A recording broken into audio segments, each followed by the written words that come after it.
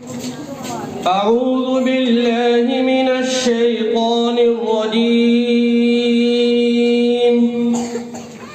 بسم الله الرحمن الرحيم. لا أقسم بيوم القيامة ولا أقسم بالنفس اللوامة.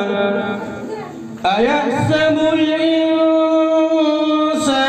أن لن نجمع عظامه بلى قادرين على أن نسوي بنانه بل يريد الإنسان ليفجر أمامه يسأل أيان يوم القيامة فإذا برق البصر وخسف القمر وجمع الشمس والقمر يقول الإنسان يومئذ أين المفر كلا لا وزر إلى ربك يومئذ المستقر ينبأ الإنسان يومئذ بما قدم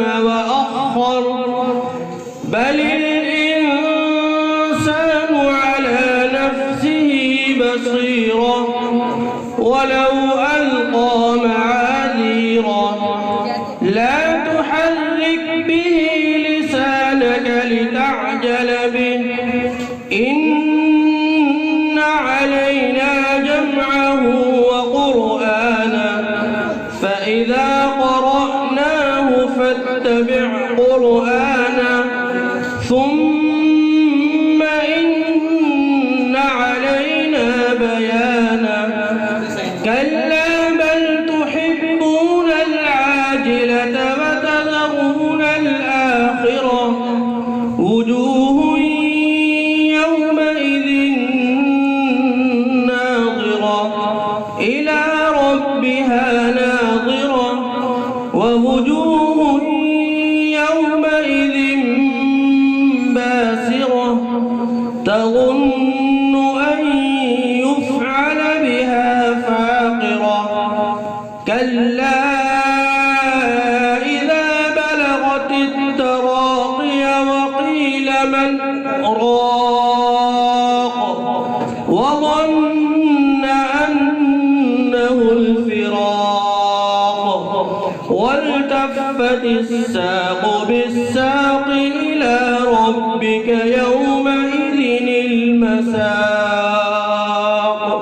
صدق الله العظيم.